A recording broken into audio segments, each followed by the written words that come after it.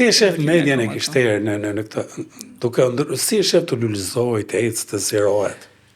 Po të shohim statistikat tani, janë shumë pak, kishën, po flas nga kishat, dhe më thënë sepse një punë shumë të madhe reale po e bën radiot apo televizionet e kishtera këtu në Shqipëri. Programet e caktuara.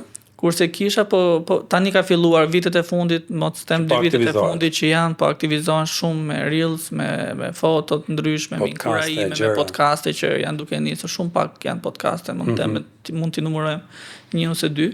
Por që ka nevojë që zëri i kishës, i të rinjve, i besimtarëve të dëgjohet më shumë. Të dëgjohet ajo çfarë mendojmë ne. Çfarë mendojnë, çfarë besojnë. Besimi që ne kemi, le të flasim për tema të ndryshme, le të kemi një temë të caktuar edhe besimtarët krishterë që flasin.